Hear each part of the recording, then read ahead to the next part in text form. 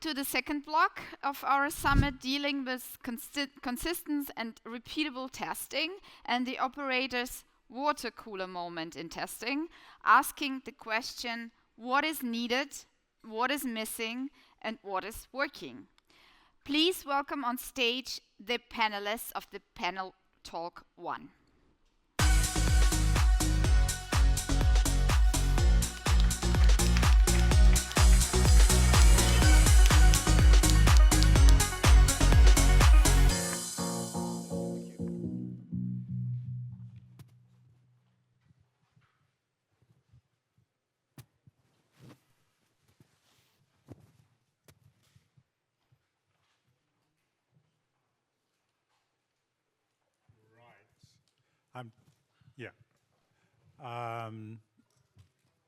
Do we still wait or do we just start now? The timing is counting down, but we're sort of 1/3 of what we probably could be. So let me just welcome the two co-panelists, Gerald Huber from Telefónica and Peter Lettel from T-Labs. Deutsche Telekom, but T-Labs is the most important thing. So super excited to be here with Gerald and Peter.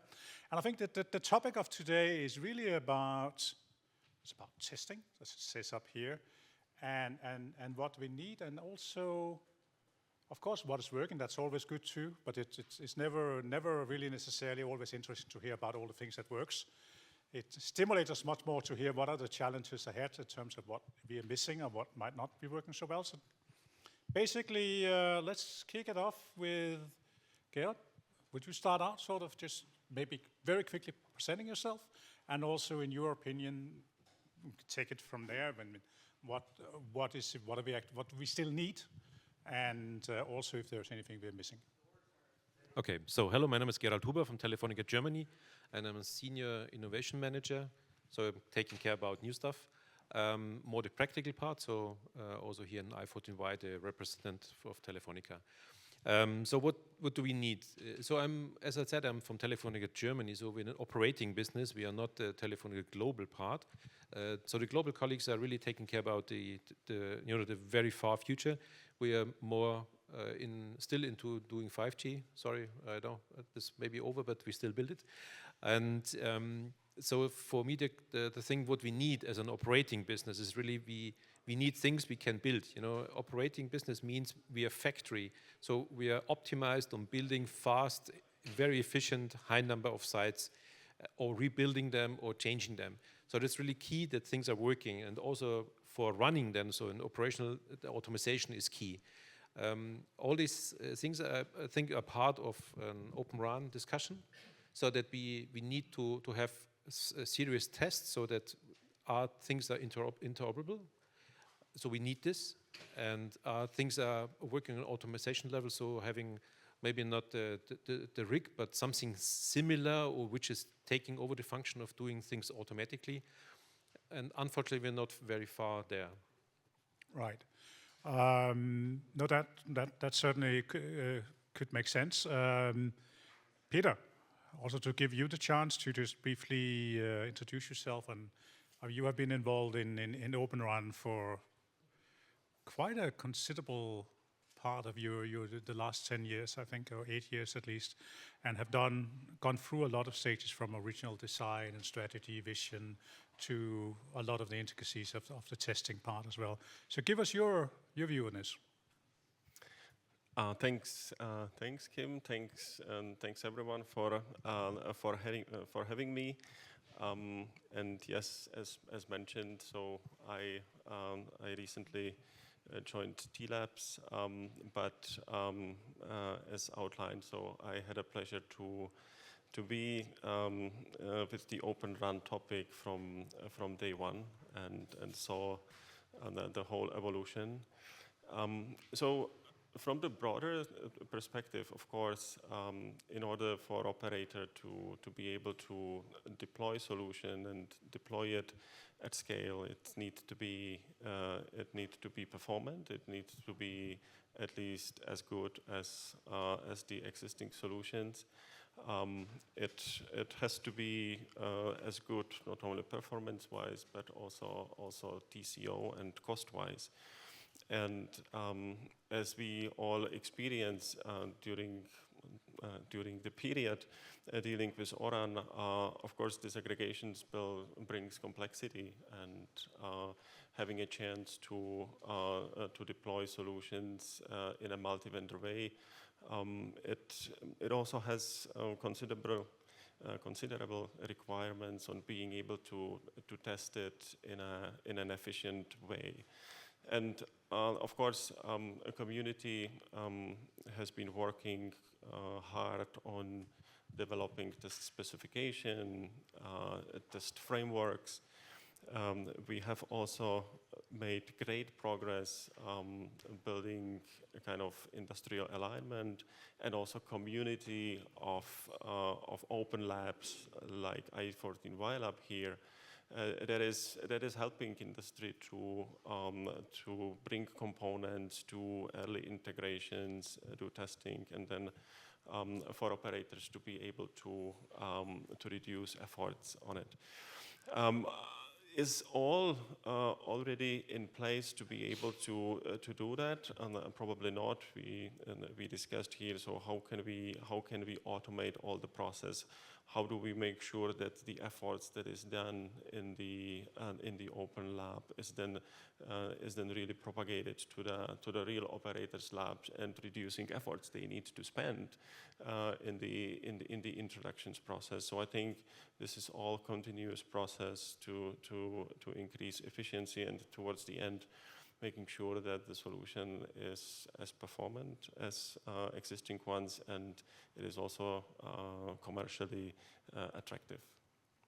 Oh, I mean, I think that's clear. I mean, so one thought I have on this topic that I got to know of yesterday, I had to be the moderator of, is that I talk often with smaller operators that are not necessarily part of a larger group, or investors that invest into, let's say, smaller operators, particular targets.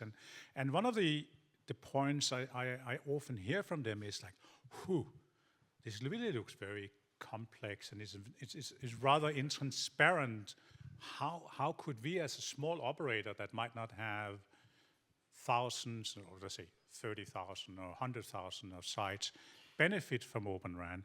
And I think maybe because of the brand or the picture that these operators have in their mind of Open RAN is sort of this mix fest.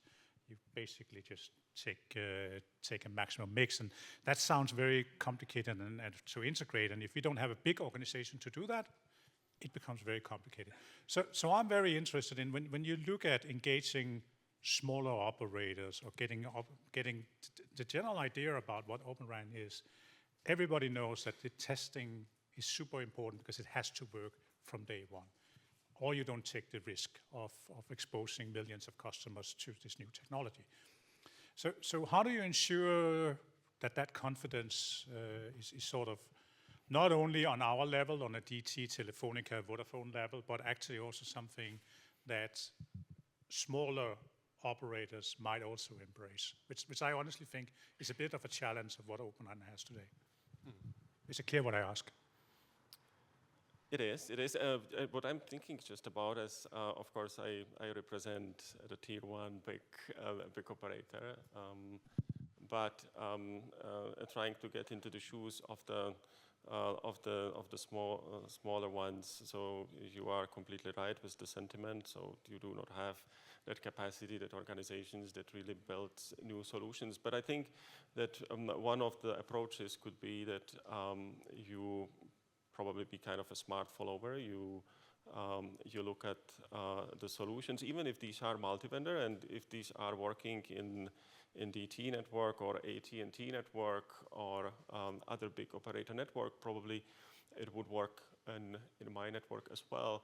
And what I would see attractive from a disaggregation point of view, and all the topics we were discussing here also today, the openness give you an opportunity to focus on how you, as a small operator, wants to differentiate on the market. You can really pick up the solution as a basis that was done by big operators already, but you can focus on smaller customization that by nature from the disaggregation approach can be done. So I would see this as an opportunity as well, in a sense. Yeah. Okay. Gerald, do you have a view on this, opinion about this? How do we get it? How do we engage a broader community of operators? I think the ease of use is key. So it has to be easy, and I think Open RAN shouldn't be this religion, as you're afraid that maybe some people think it is. It should be a part of it. So I think we won't have here an Open RAN network exclusively and then closed RAN network exclusively. It should be a smart mix, so where we need it. So that also a smaller operator, if he thinks it's a good idea to have something else here, because Open RAN or cloudification or disaggregated RAN does bring some benefits also from bringing the core to the radio. So if we are able to make this very easy, automated, then you can mix it. So you can have a site here with this function and another site there. And if this is working seamlessly together, it would be easy to integrate. So this could be take away the frightness of a smaller operator being overwhelmed, having automation to bring it in the network. Right. I mean, the reason why this is an interesting discussion is, of course, that there are quite a few operators who are not Telefónica, Vodafone, or Deutsche Telekom in the world that hasn't really started their 5G journey yet. I mean, most of the bigger operators in Western Europe and the US has already invested massively into 5G infrastructure, and it will probably take another 5-7 years before they will reinvest a lot. So if you want to have low-hanging fruits in terms of an opportunity, smaller operators might actually be the biggest opportunity to return on O-RAN in the short term. And of course, they will not take that risk unless they are sure that it actually works. So having a kind of workbook or guidebook for why this could make sense, I think is important. We don't have that much time, but I want to look at the elephant in the room. You can look around and where's the elephant? And the elephant is, of course, security. I mean, we know a couple of years ago, a particular Strand consult in Denmark, actually a good friend of mine, and you can take me out and hit me later, has been very critical about Open RAN from a security perspective. Now, I know, and I think we all know, that a lot of things has happened, but let's talk about security in terms of where are we today? And yesterday, I think from the BSI in Germany, we understood that there might still be some way to go in order to feel completely sure about that. But what are your perspective on security, cybersecurity in Open RAN? Let's start with Gerald.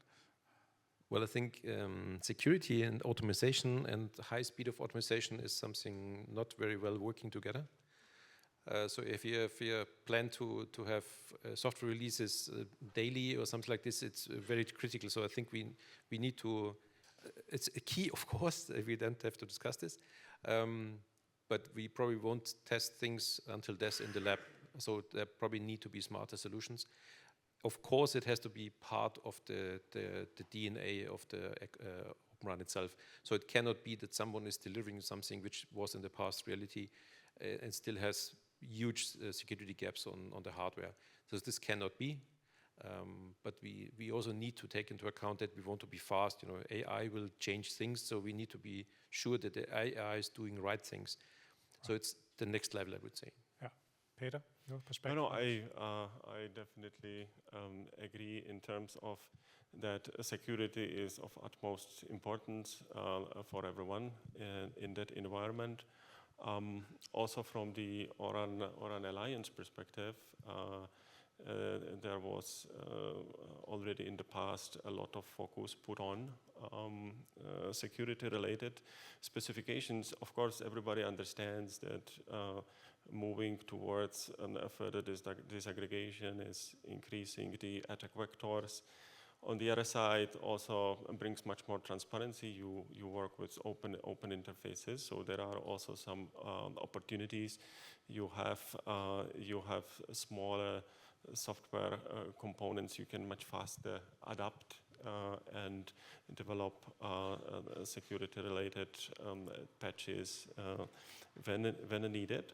So I think that the industrial alignment and effort to bring the right level of specifications as a framework has improved significantly. And in the Oran Alliance, there was a lot of focus spent there, and I think that this is at a very good stage.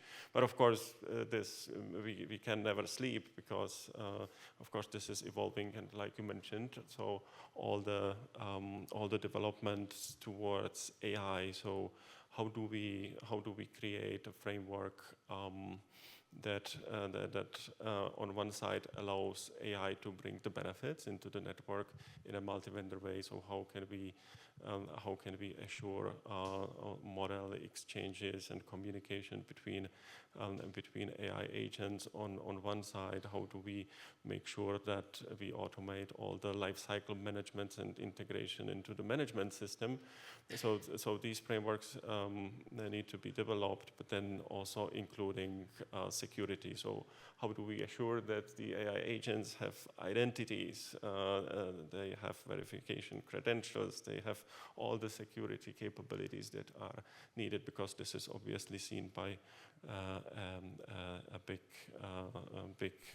area to make sure that is solved. So Peter, just because we don't have that much time left, I just want to stress this, because if that truly has to replace the critical infrastructure that some operators have in Europe, that from a European Union perspective we would like to get rid of, and we are using the argument that Open RAN is that replacement, then of course it has to work. It makes no sense that you replace something that actually works very well today, but comes from the wrong country, with something that has huge security risk in it. It of course makes no sense, and that's not something we can recommend to the policymakers. But it's super urgent to do it, to protect our critical infrastructure, particularly in the world we live in. So that you guys have the eye on that, I think is very important. Not very long time left here. Peter, what is the biggest challenge you have from a testing perspective at this moment? Shortly, please. So I think one that I would mention is then, as much as we are good at bringing specifications and test cases related specification to ease that process, you always have in reality some sort of extra features that vendors are developing that are not yet captured in the standards, and you always have certain extra capabilities that are to an extent implementation specific or sometimes proprietary. So how do we keep the speed of specification and bringing these innovations quickly so that they are reflected and can be then tested in an efficient way? Okay, Gerald. So I think what we are already working on is meaningful tests. So not testing for testing, but testing for reality. And I think we need to feed back our learnings of our tests into the standards, so the standards getting better and better, and we get more out of the standards and quality. Am I allowed to breach the time completely? No, I mean, actually, there were quite a few people who were very late. The last question, and that, Peter, that has to be, if you were the CEO, would you replace your existing infrastructure with Open RAN today? Yes or no? If it brings benefit, yes. Gerald? I would never replace any hardware today with another because it's way too expensive. I would do it where it makes sense. Okay, that was a political answer. Thank you.